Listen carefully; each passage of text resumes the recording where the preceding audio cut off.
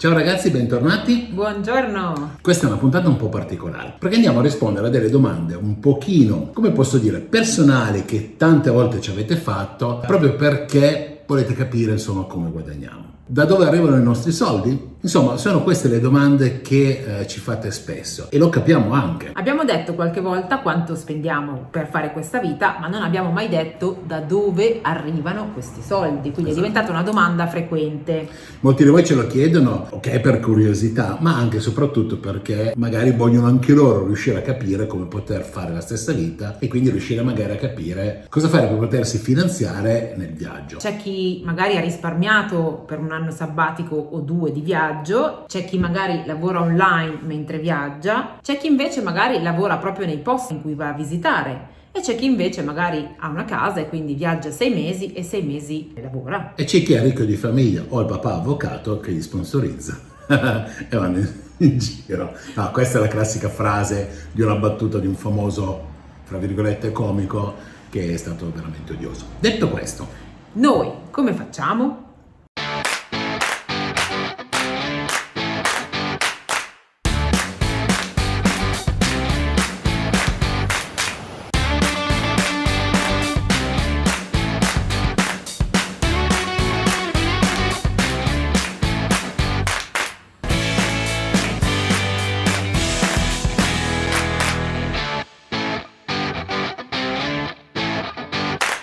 nel frattempo io mi faccio un caffè perché siamo a casa e oltretutto voi siete, cioè è come se stessimo parlando con degli amici. Insomma, ci rilassiamo, un caffè. Quindi, noi invece, da dove generiamo i soldi? Oggi ve lo spieghiamo e vi possiamo anche anticipare che non è nessuno dei metodi che vi abbiamo elencato poco fa. Voglio aggiungere che comunque il nostro metodo è legale. Ah beh, certo. No, tranquilli. Adesso vi spieghiamo tutto. Anzi, vi spieghiamo tutto facendo un passo indietro. Anzi, non so quanti passi indietro. Fai più passi indietro? No, che poi si vede la pancia. Dobbiamo fare una decina di passi indietro. Una ok? decina di anni di passi indietro. Un pochino. Io e questa bellissima donna qua di fianco a me Quale? ci siamo conosciuti 10 anni fa. Ma che cacchio dici? Ma aspettavo, perché mi abbiamo detto 10 anni. Ci siamo conosciuti nel 2004, quindi sono ben 20 anni fa. Ero giovane, bello e tante e sono rimasto tale, ma sono l'unico. Metterò qui sotto in sovraimpressione delle foto di Mauri nel 2004. Ostia, che bello.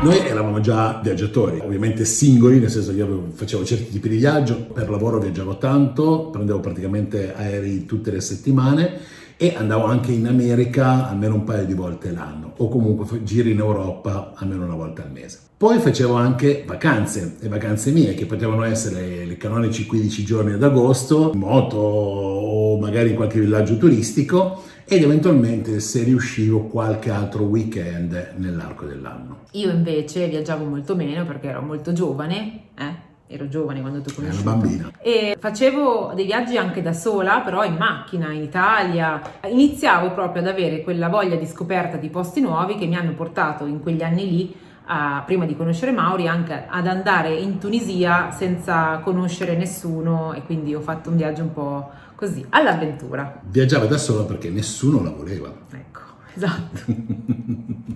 Ci sembra il momento giusto per spiegarvi tutta questa situazione perché sono passati proprio 20 anni e quindi Questo è mese. un po' questo mese, esatto, a novembre, quindi è un po' anche un anniversario per noi. Ma soprattutto perché in questi anni abbiamo fatto anche una serie di cambiamenti assieme. Uno importante è stato quello di trasferirsi qua a Marbella, che si ricollega a tutto questo discorso perché? Perché qui a Marbella noi abbiamo sviluppato un pochino i nostri investimenti e questi investimenti ad oggi ci stanno permettendo di viaggiare. E siamo proprio qui adesso, in questi giorni. Quando noi ci siamo conosciuti, ovviamente abbiamo unito le forze, però facevamo dei lavori di ufficio, quindi avevamo i canonici 15 giorni all'anno. Ad agosto. Siamo riusciti poi anche a ritagliare una settimana magari in primavera, Cercavamo tutti i momenti possibili e immaginabili per fare dei viaggi, era la cosa che ci interessava di più. Sicuramente sfruttavamo tanto i weekend, di estate magari in giro in moto si riuscivano a raggiungere posti relativamente vicini, magari dove magari viaggiavi in una giornata o mezza giornata, ci attaccavi il venerdì e magari mezza giornata il lunedì e riuscivi a fare un weekend lungo, magari spostandoti un pochino all'estero. Però cercavamo anche di fare dei viaggi intercontinentali e abbiamo sempre cercato di risparmiare in questi 20 anni per riuscire ad andare a visitare qualche posto lontano. Sempre viaggi fatti in aereo. Poi a volte riuscivo a unire l'utile al dilettevole, nel senso che per lavoro io magari viaggiavo in America e quindi magari avevo la possibilità, proprio perché viaggiando molto, di avere un biglietto gratis con le 1000 miglia, adesso non me lo sto a spiegare ma insomma è un metodo, e quindi magari riuscivo a portare con me Marina a Miami, magari io facevo 1 o 2 giorni di lavoro e dopodiché magari da lì andavamo su un'isola dei Caraibi, ad esempio. Dove siamo stati? Antigua? No, siamo stati alle Bahamas, Bahamas. Siamo stati ad Antigua, ma lì non era per lavoro. No. Siamo stati una volta a Miami per lavoro, poi abbiamo affittato una macchina e abbiamo girato Key tutte West. le isole Keys. Kiss. Sì. Was. Comunque spesso in zona caraibica, ci è sempre piaciuto. È una delle zone che ci piace, vuoi perché gennaio, febbraio, marzo è il periodo migliore, dove qua fa freddo e di là invece si sta bene, 28 gradi, Arietta, Palma, insomma, quelle belle cose. Lo so, è invidiabile, però ragazzi, noi lavoravamo tanto, si guadagnava anche bene, non posso nasconderlo la cosa, però erano le nostre uniche vacanze, finché eravamo in Italia, perché poi anche quelle sono finite. Sì, perché in effetti la vita che facevamo in Italia era una vita agiata, confortevole, ma queste vacanze non ci bastavano più. Sentivamo tutto troppo stretto, avevamo proprio voglia di cambiare vita, di lasciare questa vecchia vita che ci costringeva in regole che non eravamo pronti a sopportare. Sì, poi l'Italia, almeno per quanto mi riguarda, è sempre diventata più stretta. Più stretta perché eravamo all'interno di canali, per carità io non voglio sputare su dove ho mangiato fino a ieri, però era una vita che ormai non mi apparteneva più. Bello, ho fatto carriera, ho tante soddisfazioni, ma poi alla fine non mi rimaneva nulla, nel senso che tu puoi anche guadagnare, facciamo un esempio, 100, ma se non hai il tempo per spenderli, puoi anche guadagnare 1 milione, 1 miliardo, quello che vuoi, ma li tieni solo in banca o ti levavi degli sfizi tipo, che ne so, la penna, l'orologio, il televisore nuovo, cose futili per pagare quella tua voglia di evadere, di fare qualcosa di diverso. Però io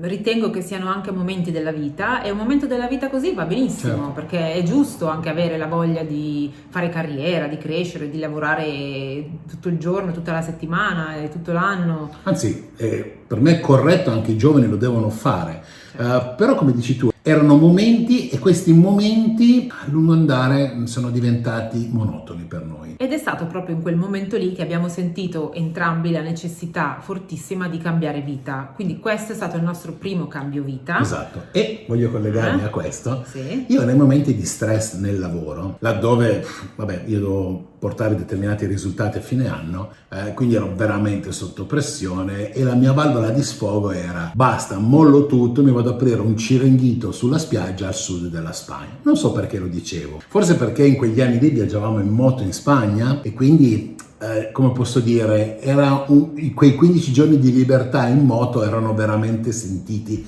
e goduti, e quindi il sud della Spagna era un posto che vedevo esotico, caldo. Ci piaceva probabilmente l'ambiente di agosto nelle zone Sì. sud della Spagna, I il clima, paesini. i paesini bianchi, il clima, le persone molto cordiali, Sì. molto amichevoli. E quindi è sempre rimasto un attimino così un faro nella notte dove io mi aggrappavo appunto in quei momenti. Finché un bel giorno, per una serie di vicissitudini in un'azienda, mi sono licenziato e da lì io gli ho detto a lei: mo che faccio? Avrei avuto la possibilità in brevissimo di ricollocarmi in un'altra azienda. Non avevo più lo stimolo corretto e quindi ho iniziato a cercare su internet così bar, Chiringuiti, però con pochi risultati. E Marina, visto che se non sbaglio era luglio, Marina mi ha detto: vabbè, tanto adesso andiamo in moto e guardiamo la Spagna con occhi differenti, non più da vacanzieri ma da persone che magari vogliono trasferirsi lì. E così abbiamo fatto.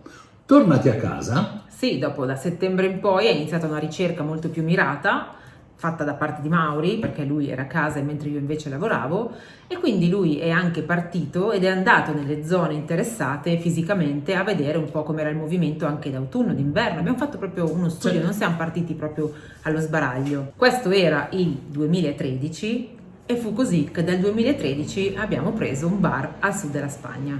Vi voglio fare una parentesi, poi andiamo a parlare dei numeri anche. Questo bar l'abbiamo preso inesperti, fra virgolette, nel senso, io il bar l'ho frequentati molti, ma sempre dall'altra parte del balcone. Io avevo già fatto la cameriera per parecchie estati nella mia vita, nella mia gioventù, ecco, però sono sempre stata una persona, io, che cucinava, che ha sempre un rapporto ancora oggi particolare col cibo, sia perché mi piace e si vede, ho sempre fatto la ricerca del cibo. Per esempio, se io vado a mangiare in qualche ristorante dove trovo un piatto particolare, cerco, se non mi dice il titolare il segreto della sua ricetta, di riproporla e ricercarla e riprodurla in casa. E devo dire che molte volte ci riesco. Quindi, insomma, per farvi capire che per me il cibo era importante. Quindi, fare questa esperienza era unire il bello, che per me era cucinare, con il business e quindi la vendita. Per me era un attimino un punto idilliaco, un incontro fra due cose che mi piaceva fare. E da lì siamo partiti con questo piccolo ristorantino a Marbella nel centro, in una via pedonale famosa, e da lì è iniziata la nostra avventura, con i pro e i contro. Perché? sì, perché la vita del bar, del ristorante in un posto turistico, soprattutto in Spagna dove si mangia a qualsiasi ora, è dura. È stata molto dura perché dovevamo essere aperti tante ore al giorno. Lavoravamo 16 ore al giorno senza andare troppo distanti. Esatto. Facevamo colazione intorno alle 11, pranzo intorno alle 5 del pomeriggio, la cena alle 3 alle 4 del mattino. Sì, avevamo come un fuso orario nostro interno perché dovevamo lavorare quando gli altri dovevano divertirsi. Non c'è neanche estate perché noi il giorno di riposo non ce l'abbiamo 7 giorni su 7. mai avuto tranne d'inverno. Però il nostro obiettivo era comunque lavorare per mettere da parte dei risparmi. Esatto. Okay? Abbiamo lavorato in questo senso unico già anche da prima dai risparmi dell'Italia per poter un giorno arrivare a un qualcosa. Sì, l'idea era quella di riuscire ad arrivare intorno ai 50 anni, almeno questo era il mio target, riuscire a fare un certo tipo di investimenti, insomma azioni, chiamiamole così in generale, per dire ok, a 50 anni voglio smettere di lavorare. Perché? Perché questo era un obiettivo, lavorare fino a 70 anni non era un qualcosa che rientrava nei miei canoni e non rientra tuttora e spero di riuscire a mantenere questa strada. Ora, non dico che sia facile, non dico che lo possono fare tutti, siamo partiti 20 anni fa a pianificare questa cosa, per fortuna ci abbiamo messo costanza e abbiamo visto le cose al momento giusto. Quindi so che qualcuno mi manderà a cagare, so che invece qualcuno mi dirà come si può fare, non è spiegabile, è veramente complessa la cosa. È la determinazione nel porsi degli obiettivi e riuscire a raggiungerli un gradino dopo l'altro. Anche faticando moltissimo. Sì. Una cosa che ci ha insegnato a trasferirsi in Spagna e cambiare vita è che il primo grosso trasloco, quindi abbandonare il vecchio e andare verso il nuovo, eliminare tutto quello che per noi veniva considerato il superfluo. E veramente ci siamo resi conto di quante cose avevamo in casa che non usavamo. Questo perché? Perché nel trasporto ogni cassa costava veramente tanto e quindi dovevamo ridurre il più possibile. Ma comunque nei successivi anni, quando abbiamo fatto un altro trasloco e siamo andati a vivere in camper, ci siamo ancora di più resi conto che diciamo la prima volta avevamo levato il 50%, ma avremmo dovuto levare il 90% delle cose. Praticamente Mauri è partito qualche mese prima di me e ha incominciato a fare i lavori nel locale che aveva bisogno di una sistematina e poi ha aperto con una cameriera, quando invece io ero ancora in Italia che stavo lavorando il mio periodo di preavviso. E quindi in quel periodo di preavviso io ero l'incaricata di vendere tutto il superfluo, regalare, buttare. E quello che è avanzato abbiamo fatto delle scatole che abbiamo spedito tramite un furgone qua in Spagna, e quindi quando siamo arrivati a Marbella nella casa che avevamo preso avevamo giusto poche casse di vestiti. Qualcuna, insomma. Poche, va bene. Diciamo poche, ma non è così. Ok, abbiamo ridotto tantissimo. Però ragazzi, veramente, ecco, una tecnica. Se eventualmente qualcuno di voi volesse vendere queste cose, il consiglio che vi diamo è partite mesi prima. Perché noi avevamo utilizzato piattaforme tipo Vintage, Subito.it, qualcosa così. Sono di un lento. Beh, non è che, certo, non è che si può fare come in America che si mette fuori in strada tutto quello che si ha in casa e lo si svende così. Quindi tante cose sono andate buttate via a costo zero purtroppo, anche se nuove. Altre abbiamo ancora, se volete vi diamo l'elenco, qualcuno No. volesse comprare. Adesso non abbiamo proprio più niente. No, c'è i miei giubbotti dell'Arley. Dai. Dopo questa premessa andiamo un po' nel vivo del discorso L'osso, mani, il nocciolo, Al- allo stoppino della candela. Ok. Quando siamo arrivati in Spagna siamo andati a vivere in affitto. Cosa è successo? A un certo punto, mettendo da parte i soldi, lavorando dal prima e dal dopo come vi avevamo detto, abbiamo avuto l'intenzione di comprare una casa, ma attenzione, non per viverci noi. No. Quindi siamo andati anche un po' contro le nostre barriere mentali, le nostre credenze o quello che in Quello che ti Italia... insegnano da piccolino, sposati e fai la casa, fai i figli Ok. e vai in pensione. Ok, se tu hai dei soldi, prima ti compri una casa tua, poi dopo se ti avanzano fai degli investimenti. No, noi abbiamo deciso di rimanere in affitto e di comprare una casa da affittare ai turisti. Si dice da mettere a rendita. Vabbè, ok. Quindi dopo un paio d'anni è iniziata questa ricerca perché avevamo questa intenzione e dopo un po' di tempo finalmente abbiamo trovato un monolocale veramente disastratissimo. Ragazzi, quando siamo entrati, se volete facile, era veramente fermo agli anni 50, rotto, sembrava che ci avessero vissuto dentro degli Occupa. Sì, Gli Occupa sono quelli che ti occupano la casa, non so se in Italia è lo abusivamente, stesso, ok. esatto. Era vecchio, completamente, proprio marce, insomma era completamente da rifare. Quindi quello che abbiamo fatto è stato rifarlo da zero, ricambiare anche la distribuzione interna, abbiamo spostato la cucina, il bagno, tutto, e l'abbiamo fatto diventare un bilocale, un bijou. Allora, ci siamo anche qua affidati a un'azienda, ma il progetto su carta e tutte le decisioni sono state prese da noi per cercare di risparmiare il possibile, e anche così avevamo speso abbastanza. Beh, certo, è stato un investimento anche quello, ma da lì in poi questo appartamentino ha incominciato a generare un'entrata. Cosa abbiamo fatto noi in questi anni? Abbiamo curato questo piccolo appartamentino come fosse un figlio, cioè in ogni dettaglio, cioè noi ci occupavamo di tutto, di dare il benvenuto agli ospiti, Sì. delle agende, dei calendari, delle pulizie, E nel frattempo lavoravamo. e nel frattempo Sempre. lavoravamo al ristorante. Quindi Infatti, gli ingressi erano dopo le 4, sì, quando categoricamente, cioè non potevi venire prima, anche se era pronto l'appartamento non potevo venire fisicamente. a darti E le chiavi. molte volte c'era gente al ristorante e lei magari doveva correre, o io se avevo già chiuso la cucina, per fare il check-in degli ospiti, che spiegargli. E il check-out era rigorosamente entro le 11, perché io poi, fatto il check-out, partivo, magari lei stava un'ora o due a... Esatto, io mi occupavo delle pulizie dalle 11 quando le persone uscivano fino a mezzogiorno l'una. Io andavo al ristorante. Lui invece andava al ristorante a preparare e io di corsa, infatti ti ricordi cosa è successo una volta? Incidente. Una volta io sono uscita dall'appartamento di corsa all'una dopo aver pulito e già in divisa da cameriera col motorino per strada una signora che ha saltato lo stop Con un fuoristrada enorme. mi ha centrata in pieno, io le ho lasciato proprio tutta la mia sagoma. Ragazzi, lei mi ha chiamato, mi ha detto: Maurizio, ho avuto un incidente. Penso che abbia sentito tu tu tu tu. Io stavo preparando il ristorante, preparando la linea, sono uscito col coltello in mano. Così ho chiuso il ristorante com'era, cioè tutto acceso, e sono corso perché era insomma a 1 chilometro neanche di distanza, con la moto e il coltello in mano. E sono arrivato là e mi sono visto lei sdraiata su una sedia con il motorino per terra, l'ambulanza, la macchina ferma, ho detto cazzo, me l'hanno ammazzata. Poi invece per fortuna insomma, Per fortuna diciamo era tutta che blu, però ero non si è tutta rotta blu, nulla. ero tutta blu, avevo ovviamente si vede che ho le ossa grosse Sì, anche perché no. infatti io sono magra, no? Non sono Assolutamente. grassa, ho le ossa grosse. Anch'io. no? Abbiamo le ossa pesanti, quindi cosa succede? Non te le rompi, no? È un lato positivo. Però c'è da dire che la portiera gliela è spontanea, se non è quello dire, perché è rimbalzata sulla portiera e l'ha distrutto. Detto questo, Terminator, siamo tornati. E sono è venuta andata a venuta lavorare. Perché, Abbiamo aperto il ristorante comunque, alle 2 era tutto aperto, io avevo la fascia, il braccio blu, Esatto. la testa blu. Poi alle 5 ho detto: senti, un raggio perché ti fa male, magari vallo a fare. Dici, sai com'è.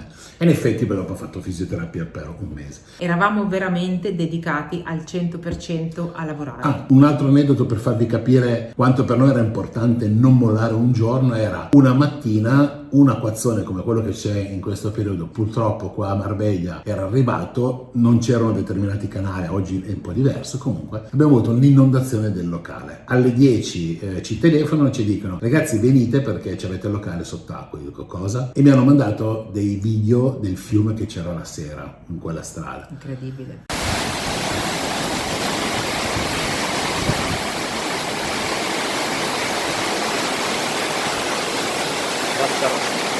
Veramente, siamo andati lì, siamo entrati dentro, avevamo 10-15 cm di acqua dentro, cucina dappertutto. Vi dico soltanto che siamo arrivati lì alle 10, all'1:30 abbiamo aperto il ristorante. Ci siamo fatti un tombino così, ma noi eravamo aperti, ok? C'erano ristoranti lì che hanno aperto dopo 3-4 giorni. Questo per dirvi che eravamo sempre sul pezzo e ci siamo fatti, scusatemi il francesismo, un culo così. Fino al 2019. Poi ragazzi, visto che noi ci piace complicarci la vita, dopo 2 anni da quando abbiamo comprato la prima casa, visto i risultati anche che abbiamo ottenuto in questi 2 anni, abbiamo deciso, una malsana idea, di comprarne un altro. Abbiamo trovato anche lì un'occasione, nel frattempo anche i prezzi erano un attimino cambiati, perché sono saliti nel frattempo, e quindi abbiamo preso il secondo appartamento. Ragazzi, l'abbiamo preso ma con l'aiuto della banca, perché non è che siamo stampatori di moneta. In questo caso il secondo appartamento che abbiamo trovato è ancora della banca. Tuttora della banca.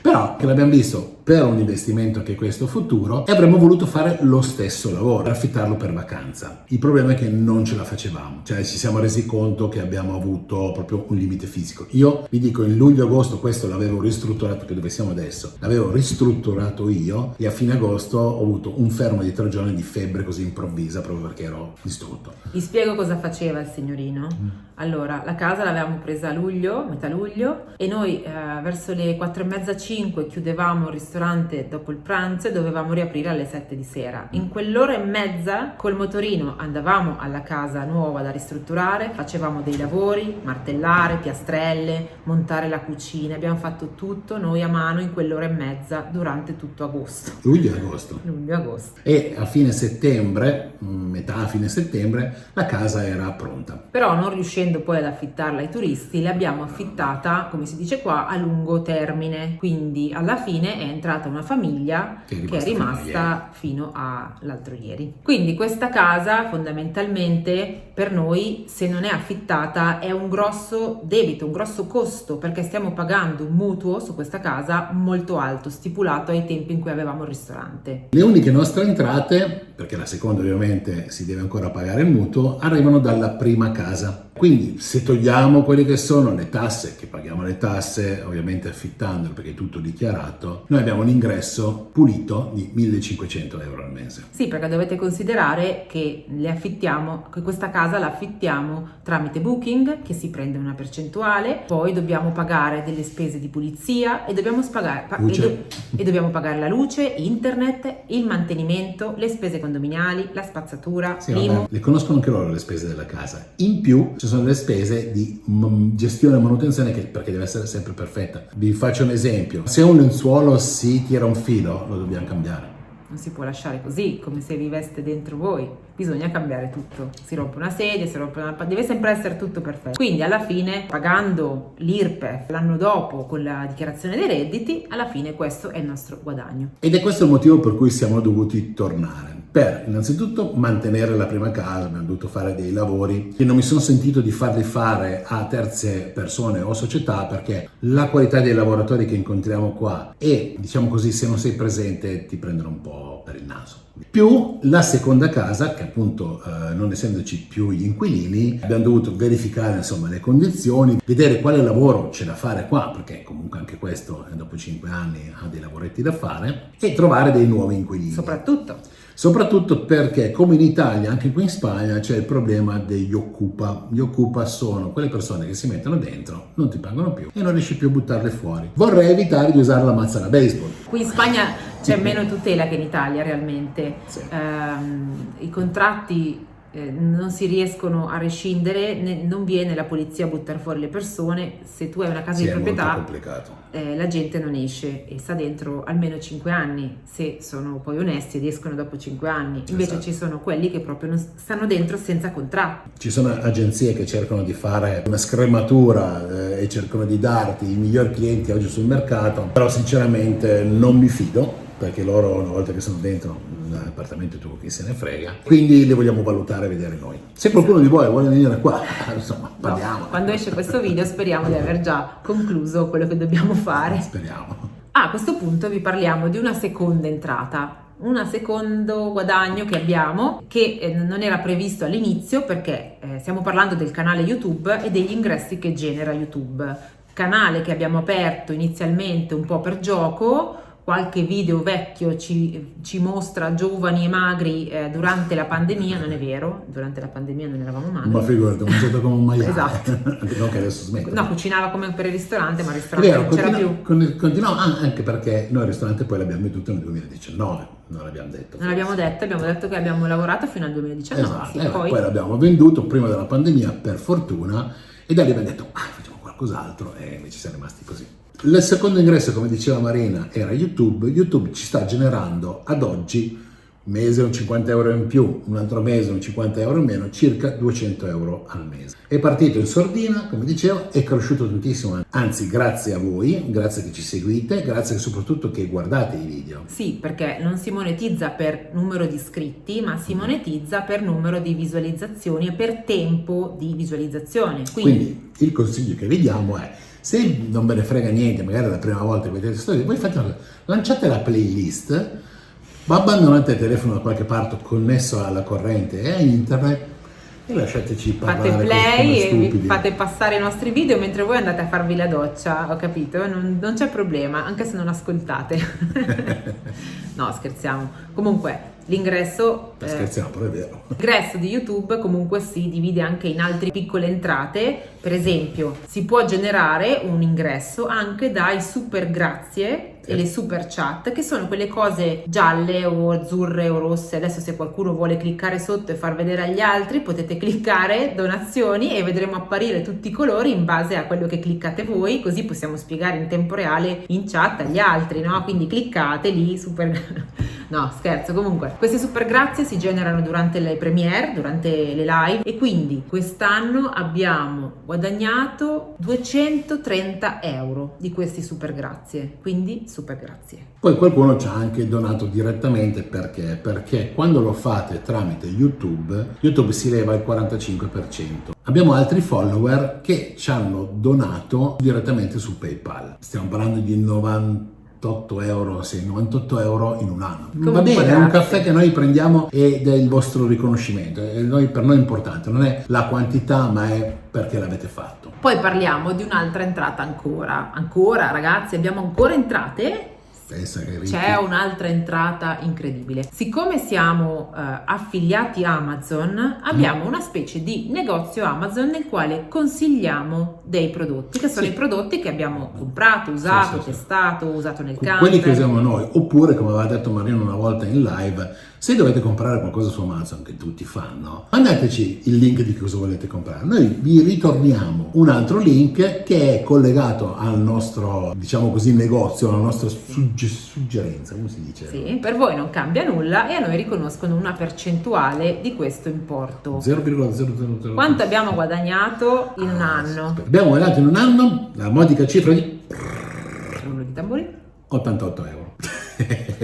Ragazzi, in un Tutto anno fa. 88 euro sono 7,50 euro al mese. Altro metodo di guadagno, andiamo avanti, guarda quanti ne abbiamo. 50 di là, 100 di là. Abbiamo aperto quest'anno, nel 2024, il nostro negozio di magliette e accessori di Bruto. Non ce l'abbiamo su oggi, è da lavare. Però questo logo di Bruto, che è un po' insomma il simbolo di questa vita, soprattutto per noi che siamo un po' old timer, il logo di Bruto che dice io sono Bruto perché sono libero, perché sono vintage, perché sono un po' tutti quegli aggettivi che si possono affibbiare a questo tipo di vita sia al camper ma anche alle persone. Infatti lui è Bruto perché è rumoroso. Perché faccio rumore.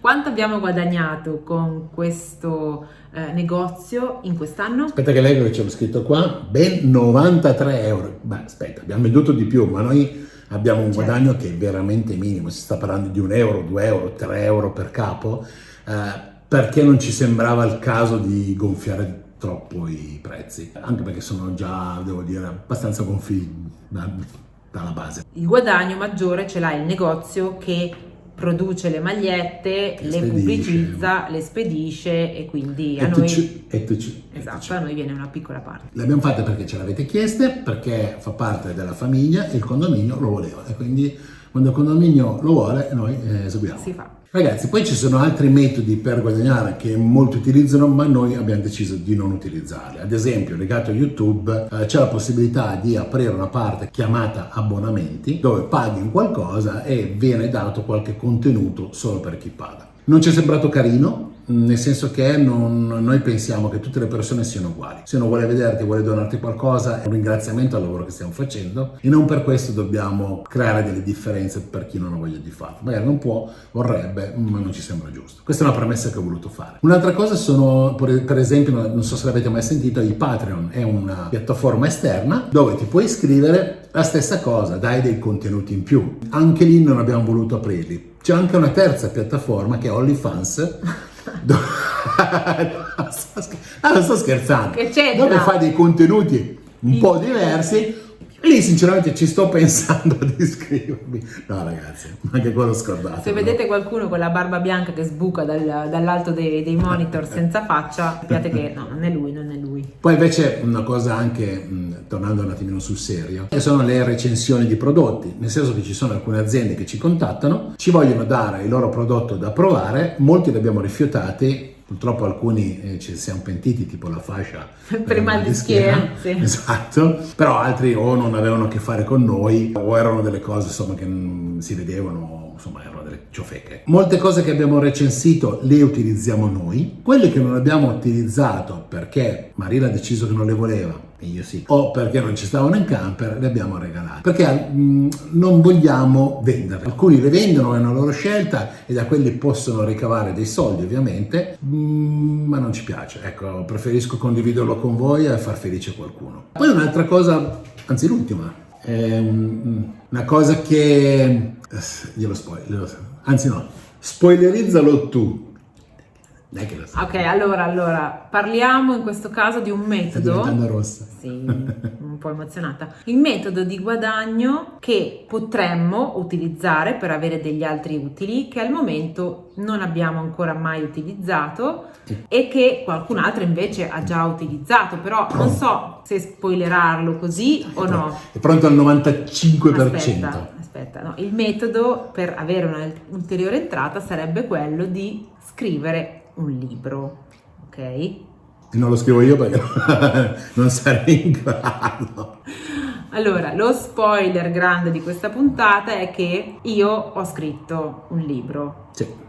Un libro che non vuole essere un libro. No, vabbè, ci sarà poi da parlarne, magari faremo una puntata a parte quando sarà pronto e quando uscirà. No, ma breve, dai, per Natale su tutti gli scaffali del Media Awards. Sì, certo. Come si chiama? Feltrinelli. No, autoprodotto. Autoprodotto, che non ci caga nessuno. Quindi vi possiamo dire che in questo momento lo sto impaginando, quindi scritto è scritto, stiamo facendo dei dettagli, degli aggiustamenti e quindi direi che sarà argomento di un'altra puntata, di una live in cui vi spiegheremo meglio il tutto perché ci teniamo proprio a farvi capire che tipo di libro sia, insomma prima che lo compriate, perché lo comprerete.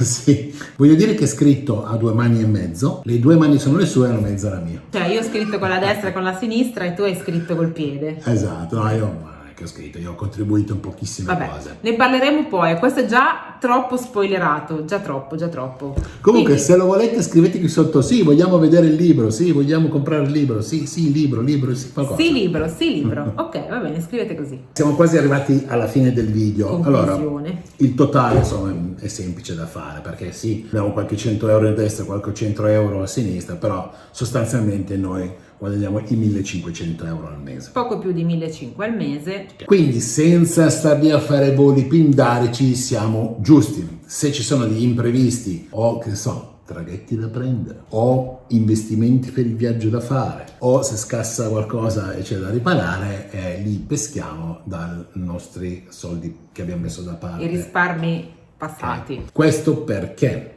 Perché ovviamente negli anni abbiamo anche risparmiato, perché comunque un cuscinetto, perché molti ci chiedono come fate, io dico sempre questo è quello che spendiamo, però se vuoi fare questa vita nel limite del possibile tieniti un cuscinetto per le emergenze, perché sennò se hai il motore che si rompe tu domani hai smesso di fare questa vita. Quindi è un consiglio che vi diamo. Poi ovviamente cosa succede se attingi a quel cuscinetto mese per mese, che siano i 100 euro i 200 euro in più, lo vai a rimpolpare per riuscire a ritornare al tuo cuscinetto normale. Sì, quindi questo mese non si mangia, No. nessun venerdì si mangia, nessun sabato si mangia, così. Beh, c'è da dire che Scherzo. questo fra lì in Italia, dove siamo stati a casa di mamma e amici, insomma, non è che abbiamo straspeso nella cena. Abbiamo speso poi per il viaggio, per arrivare fino qui a Ma Marbella, adesso siamo parecchi fermi. soldi, ma poi per esempio non stiamo usando il mezzo, siamo fermi a lavorare a questi nostri. Giusto per risparmiare, perché Certo. sai farlo fare a qualcun altro, non fanno male. Facciamo e spendi su, noi, che spendiamo meno, lo facciamo meglio. più o meno noi siamo 1500 entrano, 1500 escono. Sì. Se guardiamo, perché a volte è 1200, se vai in Marocco 800, però A volte è molto anche di più, quindi sì. sì, qualche volta è stato. Siamo più o meno zero. In conclusione, visto che vi abbiamo parlato un po' dei fatti nostri, della nostra vita privata e quindi di quello che guadagniamo e tutte le nostre entrate, noi consideriamo questo nostro impegno come un lavoro a tempo pieno, perché comunque l'entrata che genera YouTube deriva da un lavoro che fa Mauri, che dura parecchie ore e giorni alla settimana. Il lavoro Però sta crescendo. Io quello che confido è che, non lo so, continuando a crescere arrivi ad ottenere un po' di più. mezzo stipendio, non dico di. un part-time. Sì, vi dico la settimana tipica. Guido, poi camminiamo, andiamo a visitare le città, bello, per carità, ci mancherebbe altro. Quando mi fermo edito e se non edito cucino. Praticamente io 7 giorni su 7 sono impegnato. Veramente mezza giornata per farmi i cavoli miei, e non è semplice trovarlo, devo dire la verità. Però mi piace, non mi sto lamentando, quindi a me piace fare i video, mi piace editare, mi diverto, quindi lo vedo ancora come un gioco. Allora, e l'ho sempre detto, dovesse diventare un problema o troppo faticoso, smetto di fare video. E io invece mi occupo della gestione online della casa che vi abbiamo detto. Un'ora, sì. Bisogna gestire i calendari di questa casa, bisogna essere sempre connessi ad internet, bisogna scrivere agli ospiti che prenotano, bisogna dargli il benvenuto, bisogna Faccio io. essere sempre disponibili per loro, perché ci sono delle leggi qua in Spagna che noi dobbiamo rispettare e ogni tanto cambiano, quindi a me tocca anche studiare, altrimenti sì. Studiamo per avere la nostra licenza, per mantenerla aggiornata, per far sì che tutti gli ospiti siano contenti. Quindi ragazzi, siamo arrivati alle battute finali. Direi che abbiamo accontentato qualcuno di voi che ci ha chiesto insomma come guadagnavamo, vi abbiamo fatto entrare un attimino in quello che è un pochino più nella vita, anche parte economica di Maurizio Marino, insomma quello che ci avete chiesto, ecco. Ecco i conti di casa senza cap, Esatto. fatti e finiti. Questa è la riunione di condominio quando fai approviamo il bilancio del 2023. Bilancio preventivo dell'anno prossimo. Ovviamente i dati che avete sono una media fra quello che quest'anno e l'anno scorso, poi ovviamente un mese più, un mese meno, però questi sono i dati che devo dire per fortuna si ripetono, quindi vengono consolidati. Io ragazzi vi saluterei, cosa Certo, ne dici? dobbiamo andare a lavorare. Non Il lavoro so. fisico ci aspetta adesso. Io sono andato via anche il sole, non so se avete visto questo cambio di luce. Fa niente, per E quindi- pitturare puoi pitturare anche al buio. Va bene ragazzi, Ci vado a vediamo. lavorare, mi cambio la maglietta, me la rimetto quella sporca e sudata, ci vediamo alla prossima puntata. Ciao. Lo fai tu il ciao lì? Ok, ciao. Io lo faccio sempre giusto, tu sbagli il lato. Dai che era.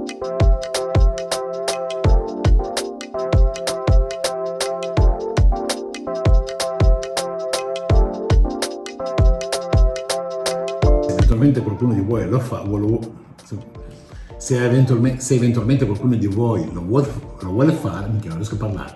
Se eventualmente qualcuno di voi, Li vuoi quei kiwi, li vuoi quei kiwi, li Esatto. vuoi quei kiwi. se eventualmente qualcuno di voi, niente, non ce la faccio.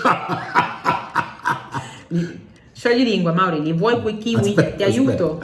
Aspetta, se eventualmente qualcuno di voi, niente, vabbè. Qualcuno di voi, dai! Dillo tu. Non so cosa vuoi dire. Ecco, se qualcuno lo vuole fare deve prendersi il tempo. Vedi, sei riuscito a dirlo. Ok, vabbè. Se eventualmente qualcuno di voi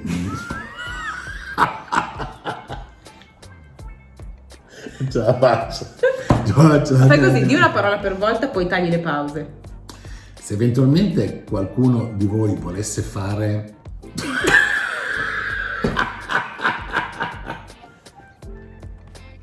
oddio, sto morendo. Il caldo è venuto. Scegliamo la lingua. Li vuoi coi kiwi, li vuoi coi kiwi. Dai che mi fai ridere. Se eventualmente qualcuno di voi... Niente, non ce la posso fare. Ma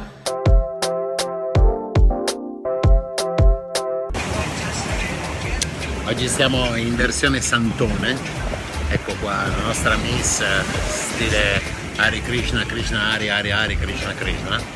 No? E siamo praticamente sull'acqua in questo ristorante. Questa palafitta.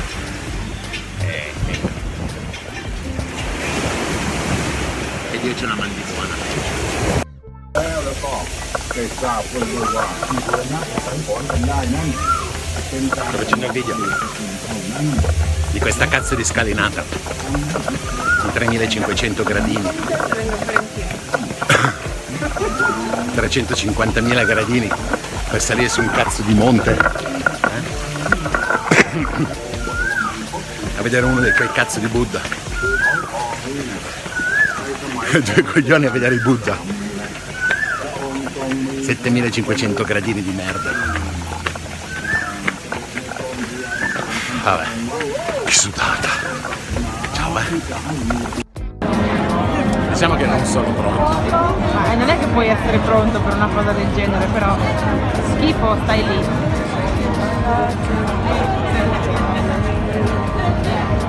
Fai un cazzo. How much for that? 60 baht. 60 baht? Sono un pezzo di plastica. Mi sento Bell Gears. Vabbè. Aspetta. Ah. Dai un po' d'acqua.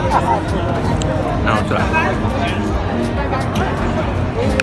Potremmo fare una piadina così. No, non penso proprio.